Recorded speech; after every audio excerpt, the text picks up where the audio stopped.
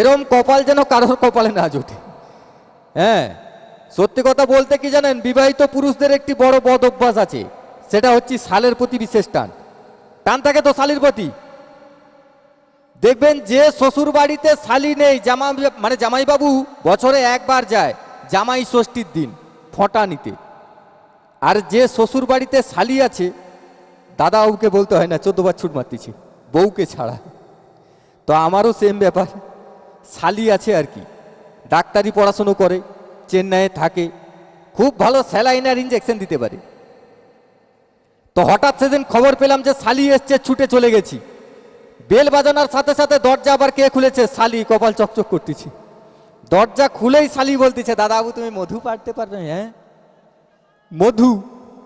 কচিরে মধু পাড়ার জন্য প্রত্যেকটা দাদাবাবু রেডি, বল না কোথায় পাড়তে হবে?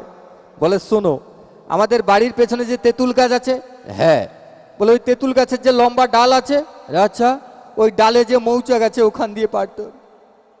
ডাক্তার একটা ওষুধ দিয়েছে, বলেছে টাটকা মধু দিয়ে খেতে, তবেই রোগ সারবে। এমন করে বললি মধু পাড়তে হবে, মনে কত স্বপ্ন জাগালাম। ঠিক আছে, আমি মধু পেড়ে দেবো, কিন্তু আমার একটা শর্ত আছে, আমার সঙ্গে সিনেমা হলে যেতে হবে, বক্সে বুঝতে হবে, যা হবে ভগবান জানে। বলে দাদা বাবু আমি রাজি। তাহলে আমিও রাজি। দাদা কি বলবো, জীবনে কখনো গাছে উঠিনি, সিঁড়ি লাগিয়ে গামছা পরে গাছে উঠে গেছি, যে ডালে মৌচা গেছে লম্বা হয়ে শুয়ে গেছি। শুধু ভাবতেছি কি করব, তেল টেল মাখা নেই, কোনো সিস্টেম জানা নেই। শালি নিচ থেকে বলতেছে দাদাবু মধু ফেলা, দাদাবু মধু ফেলাও। দাঁড়া, শুধু মধু ফেলাও, বাইরে ফট করে হাত ঢুকে দিচ্ছি মৌচাকে। সেদিন প্রথমবার বুঝতে পারছি পরের জিনিসে হাত দিয়া ধরা পড়লে কি অবস্থা হয়। মৌচাকের যত মৌমাছি ছিল পুরো হাতে ছেয়েছে, যেন হুল ফুটানো প্রতিযোগিতা চলছে। যে যেরকম পাচ্ছে আড়ে তাড়ে ফুটাইতে শুরু করছে। কচিরে উপর দিয়া তো জল পড়া শুরু, নিচ থেকে শালি বালতি পেতে দিচ্ছে, দিয়ে বলতেছে মা ছুটে এসো, দাদাবু কত মধু ফেলিয়েছে। কচিরে চেখে দেখ। শালি চেখে দেখতেছে,